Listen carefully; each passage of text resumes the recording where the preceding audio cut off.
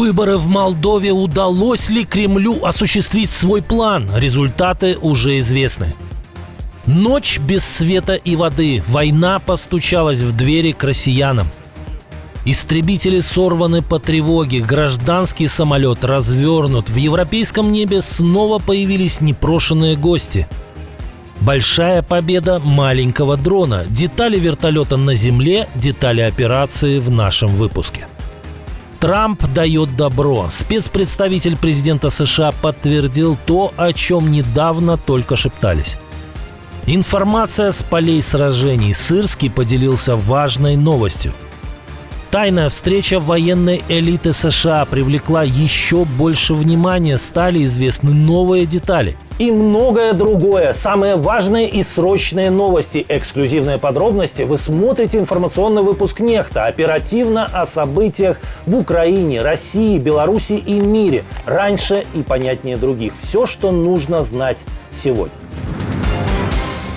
Многомесячные усилия Кремля пошли на смарку. Вернуть Молдову в свою сферу влияния у Москвы не получилось. Проевропейская партия президента Майи Санду сохранила контроль над парламентом. На прошедших накануне выборах партия «Действие и солидарность» получила 50,1% голосов. Это гарантирует ей 55 из 101 места в парламенте. Абсолютное большинство. Другой проевропейский блок «Альтернатива» набрал почти 8% и может рассчитывать на 8 мандатов. Пророссийский патриотический блок во главе с экс-президентом Игорем Додоном собрал около 24% голосов, что дает ему 26 мест.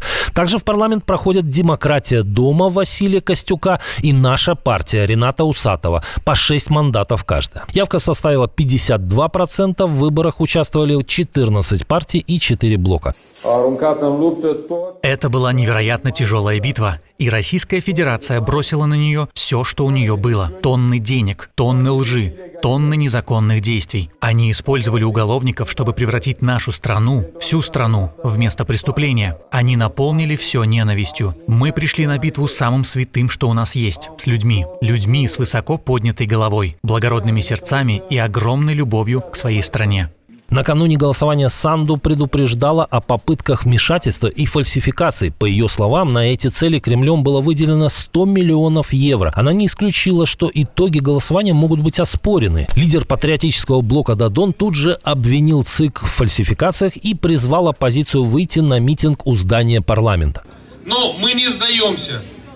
Мы в Центральной избирательной комиссии подали все документы согласно закону с теми нарушениями, которые мы считаем, что были. Несколько недель до выборов молдавские власти провели множество рейдов против партий патриотического блока, обвиняя их в незаконном финансировании и связях с поддерживаемыми Россией структурами. 2 партии блока были исключены из бюллетеней буквально накануне голосования. Москва отрицает вмешательство, обвиняя Кишинев в антироссийской истерии и использовании антироссийской риторики для манипуляции общественным мнением. В Брюсселе смотрят на это иначе. Молдова сделала ясный выбор в пользу свободы, демократии и Европы. Несмотря на все российское вмешательство и деньги, потраченные Россией на подкуп голосов, запугивание и распространение лжи, Россия потерпела неудачу. В похожем духе высказывается и большинство опрошенных на улицах Кишинева. Мы движемся в наилучшем направлении и в целом браво.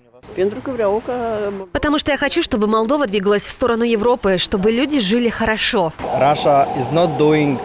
Россия не делает много хорошего. Это действительно плохо. И судя по опыту моих родителей, которые жили в России в детстве, а также мои бабушки и дедушки, я слышал, что у них не все хорошо. Я хочу двигаться с Европой. Пророссийские силы пообещали протестовать. Правда, массовым этот протест назвать тяжело. Как минимум пока. Молдова – это наша Молдова. Мы не позволим здесь, в Украине, командовать. Правильно, дорогая. Не позволим мы Украине здесь командовать. По мнению многих политиков и аналитиков, если бы план Кремля сработал, Молдова могла бы превратиться в плацдарм для нападения на Украину и Румынию. А что вы думаете об этих выборах? Делитесь мнениями в комментариях. Свет погас, горячая вода исчезла. Жители российского Белгорода ощутили реальный вкус войны на своей земле. Удар был нанесен по критической инфраструктуре. Пострадали ТЭЦ и городская подстанция «Луч». Атака была проведена поздно вечером в воскресенье. Восстановительные работы шли всю ночь. Но и в понедельник часть абонентов оставалась без света и воды. Без электричества оказались не только Белгород, но и Старый Оскол, Шебекино и еще несколько населенных пунктов области. По данным украинского канала Днепро. Точный, мощный и болезненный удар был нанесен не дронами, а из реактивной системы залпового огня «Хаймерс». Еще одна цель была поражена на Брянщине. Тут под удар попал завод «Электродеталь» в городе Карачев. Предприятие производит детали как для гражданской промышленности, так и для военных нужд. Наша команда существует благодаря вам. Поддержите ее, чтобы мы могли продолжать нашу работу. Скандинавия снова стала целью неизвестных дронов. В Дании из-за них в небо поднимали истребители F-35. Полиция получила сотни звонков о беспилотниках от встревоженных граждан и проверяла территорию патрулями. Но подробностей о реальной угрозе пока нет. Военные воздержались от комментариев. В Норвегии накануне вечером из-за сообщений о дронах развернули пассажирский рейс из Осло. Аэропорт Тромсе временно закрывали. Пресс-секретарь авиакомпании подтвердил, причиной стала активность беспилотников. Норвежские авиационные службы продолжают расследовать, кто и зачем поднял дрон, который чуть не сорвал пассажирский рейс. Что делать с участившимися провокациями, странам Європи подсказывает президент України. Зараз є інформація від розвідки, що росіяни використовують саме танкери для запуску та управління дронами, які запускають проти європейських країн.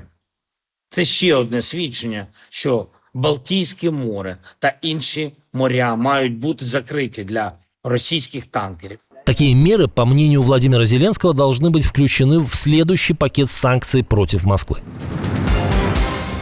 Украинские защитники снова удивили врага. Бойцы сил беспилотных систем поразили российский вертолет беспилотником. Причем не на аэродроме, что происходит достаточно регулярно, а в воздухе. FPV-дрон сбил российский Ми-8. Эффектное видео с результатом операции опубликовал сам командующий СБС Роберт Мадьяр Бровди. Сентябрь еще не закончился, а его уже можно назвать одним из самых черных месяцев для военной авиации захватчиков. Только за последние 10 дней различные подразделения ВСУ поразили несколько российских вертолетов Ми-8, пару грузовых самолетов Ан-26 и пару самолетов-амфибий Б-12 «Чайка». Хотя пока первенство у июня, когда СБУ провела историческую операцию «Паутина», а военно-воздушные силы Путина потеряли несколько десятков бортов.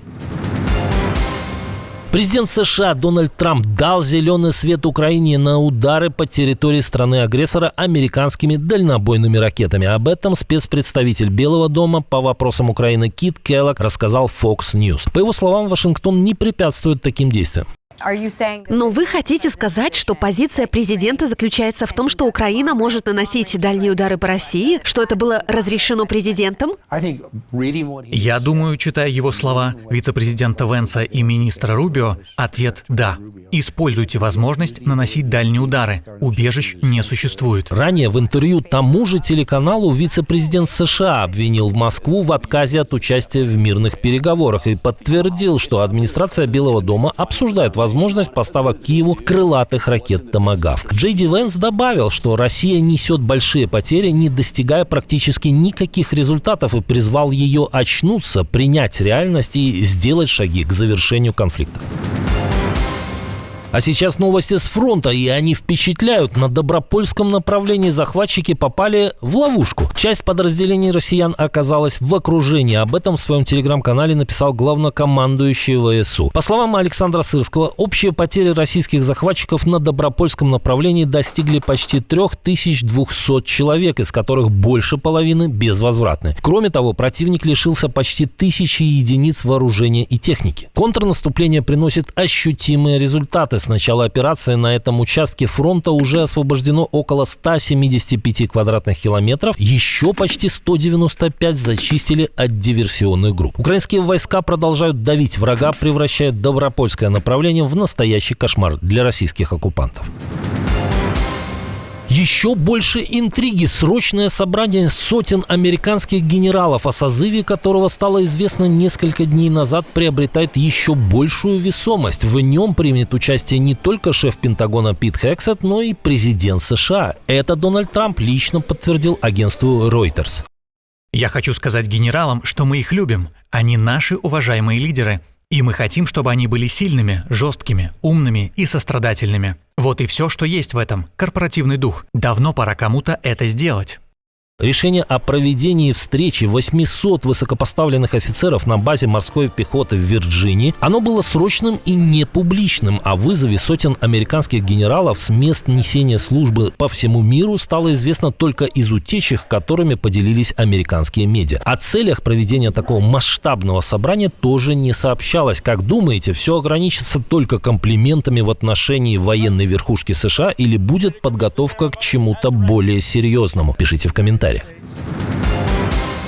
Очередная стрельба по безоружным в США. В городе Гранд-Бланк в штате Мичиган мужчина ворвался в мормонскую церковь на автомобиле, открыл огонь из штурмовой винтовки и поджег здание. Результат, по меньшей мере, 4 погибших и 8 раненых. Во время нападения в церкви находились сотни верующих. Полицейские прибыли на место примерно через 8 минут после начала атаки. Нападавший был убит на месте. Им оказался 40-летний бывший морской пехотинец, служивший в Ираке. Мотивы преступления пока остаются неизвестными. Следователи обыскивают дом нападавшего и изучают записи его телефонных разговоров.